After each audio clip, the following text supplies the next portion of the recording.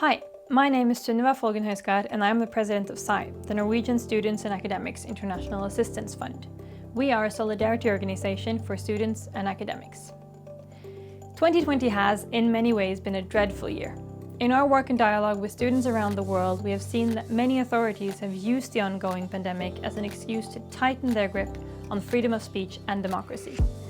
In Zimbabwe, the leader of student union SINASU, Takudwanga Tsiora, was beaten up and spent a month in jail for organizing a peaceful protests. Taku's case received widespread attention, and thankfully he is no longer detained. Scholars at Risk have recently published their Free to Think report. From September 2019 through to August this year, the organization registered 341 attacks on higher education. This number includes killings, imprisonment, prosecution, loss of position, travel restrictions, and more. Of the 341 incidents, 118 relate to student expression. The Free to Think report raises specific concerns about 4 countries where student expression has faced increased pressure.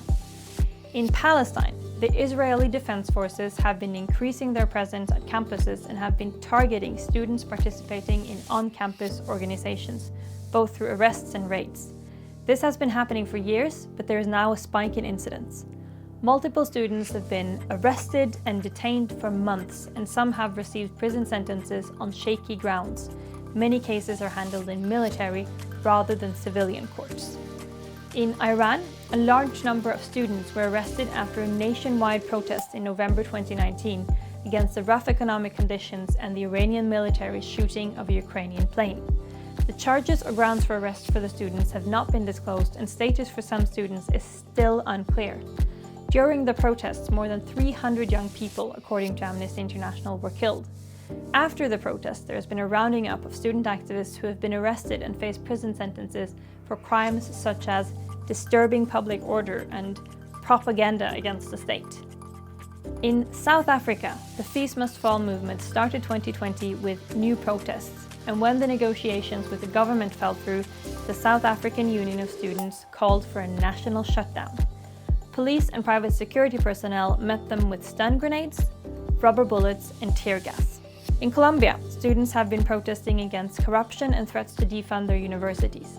These protests have been met with extreme measures by the ESMAD, the Colombian Mobile Police Riot Squadron. We will now hear from María Paula Rozo, representing ACEU, a Colombian student union that we in SAIH work with. Hello, thanks for the invitation here. In one phrase, I would say that this year has been difficult for Colombian student activists, but I think that it has shown that our fights, that our claims are fair. Second, when talking about police intervention and ESMAD intervention, I think that it has increased in every city. For example, in my home city, we never had interventions, we never had fights with police. But recently, this year, in almost every protest that we have had, there has been captured people, there have been beaten people just for intervening in moments where human rights defenders are needed. So I think it's really complicated, the force and the power they are obtaining, and well, remembering that they are sent by their government. I would say that this year has been really difficult for all Colombian social movement, but for students we have had many difficulties because it isn't the same fighting from our spaces in universities than doing it from home. But I think that it's really important that we have shown that our fights, as I said before, are possible, and that our free tuition, for example, is possible. It has been possible in many universities this semester, and our work now is to continue making it possible in other universities and maintaining it on time. And well, to continue working for our free, high quality and public universities and for our human rights. However challenging it may be, students change the world. This campaign poster SAIH made some years ago is still highly relevant. Where others do not dare to speak up to injustice, students again and again take the risk in order to speak up for a fairer society, like Maria and the other students in ACEU. Students in Nigeria were protesting power cuts on campus when police opened fire on them. 2 students were killed and 2 were injured.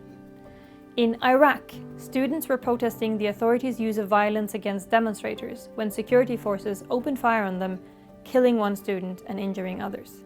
In India, students have been met with tear gas, rubber bullets, batons and stun grenades for protesting new laws from the government. Many were arrested and some remain in custody to this day.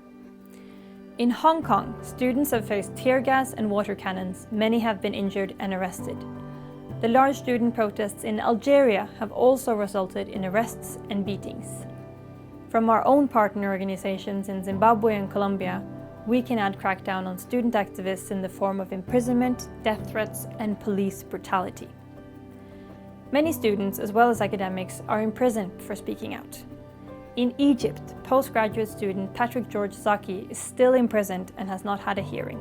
He is a student of gender studies and a human rights activist and has faced torture in prison. In Iran, students Ali Younesi and Amir Hossein Mouradi were arrested, beaten, and are still in detention. They have been denied a lawyer. These are just some of the cases documented in the report. What is most concerning is that this is just the tip of the iceberg.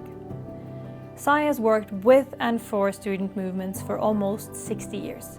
One of the lessons we have learned is that the harm that students face too often goes unnoticed and undocumented. When someone is imprisoned, beaten up, or experiences other violations, the first priority is to do everything in one's power to get people out of jail, to provide medical care, to raise our voices. But documenting violations is also crucial to protect student activists and the important role they play as human rights defenders. It might also make our voices even louder. To read the full report from Scholars at Risk, visit scholarsAtRisk.org. SAIH is working on a new monitoring tool to ensure that violations on students' rights will be documented and known to all. The Students' Rights Monitor project will complement the work of Scholars at Risk and provide a tool for activists on the ground to alert the rest of the world of violations against students. Police violence, arbitrary arrests, threats of expulsion, sexual harassment, denial of the right to organize on campus, students are at high risk of human rights violations. and we are gathering proof. I was an activist. We drafted petitions, we went to the parliament, we demonstrated. Striving for change and bringing forward actions to achieve that change is what generates the biggest risk for student activists. I experienced psychological and at the same time physical human rights violations. Being sent to jail because you were speaking up against the government. The documentation of violence acts as a deterrent to further the recurrence of violence because the perpetrators, they do not want to be seen. I think having a historical record really helps for international solidarity to happen. It also allows later on in the process of seeking justice and reconciliation for the victims. Sometimes you feel very, very deeply alone, but there are many students in your country, in the world, that are suffering from the same violations. And we are gathering proof. Police records, Victim and witness testimonies, letters from university administration, Photos, court documents, videos. news coverage. We are at the front. We are at high risk. we have to collect evidence. Please spread the word and join us in defending student activists.